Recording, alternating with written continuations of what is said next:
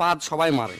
যুক্তরাষ্ট্রের প্রেসিডেন্ট থেকে শুরু করে রানী এলিজাবেথ, বিখ্যাত নায়িকা শাহরুখ খান, সালমান খান, টম ক্রুজ থেকে শুরু করে সোগলি, অ্যাঞ্জেলিনা জোলি, কি কমো সোগলি পাদ দেয়।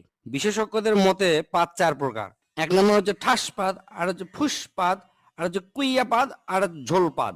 1 নম্বর ঠাস পাদ হচ্ছে মানুষের আবেগ নিয়ে খেলা করে, ওটা হচ্ছে ঠাস পাদ। এল্লা পাদ সাধারণত হরেক রকমের মন মাতানো সুরের সাথে নিজেদের আগমন ঘটায়। শব্দ দূষণের অভিযোগ পাওয়া গেলেও এই পাদ বেশিরভাগই বিনোদন দেয়। জোরে জোরে পাদের শব্দ শুনে মানুষজন হাসাহাসি করে, ই অক দোষ দেয়, উই অক দোষ দেয়, সেজন্য চরম একটা মজা হয়। 2 নম্বর হচ্ছে ফুসপাদ। এ পাদ নিজেকে মুক্ত করার জন্য পায়ে পতত আসে আকুপাকু করে, তারপর শব্দ ছাড়া ফুস করে বের হয়, একই হচ্ছে ফুসপাদ বলে। এল্লা পাদের কোনো সাধারণত অস্তিত্ব নাই, গন্ধ সঙ্গে এল্লা হচ্ছে অস্তিত্ব খুঁজে বের করা লাগে।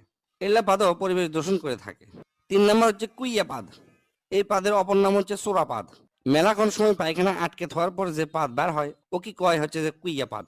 হিরোশিমার থেকেও বেশি ভয়ঙ্কর এই পাদ। মানুষের ভিড়ের মধ্যে যদি এই পাদ বের হয় আর যদি বুঝতে পারে কে মারছে, তাহলে মনে করেন যে ওই লোকের সেই খবর হয়ে যাবে। আর এই পাদ যদি কড়াইত ভাজা হয় তাহলে মোটামুটি কেজি খানিক গু বাড়াবি। এক কথায় পায়খানার পরিবর্তে এই পাদ মারা হয়, মারলে মিচ্ছানা বেশিক্ষণ টিকে থাকা যায়। 4 নম্বর এবং শেষ হচ্ছে ঝোল পাদ। সাধারণত মানুষের ডায়রিয়া বা পাতলা পায়খানা হলে এই পাদ হয়।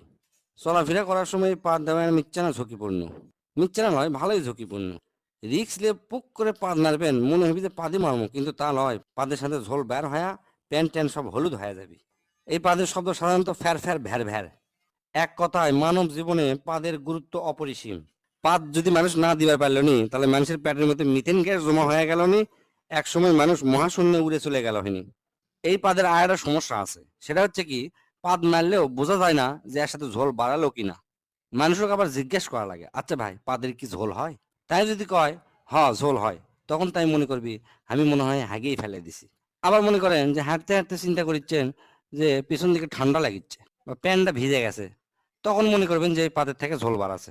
এই 4 প্রকার পাদের মধ্যে প্রথম দুটো একটু আরামদায়ক, মানে দেওয়ার পরে শান্তি পাওয়া যায়, কিন্তু পরের দুটো হচ্ছে যে খুবই সাংঘাতিক।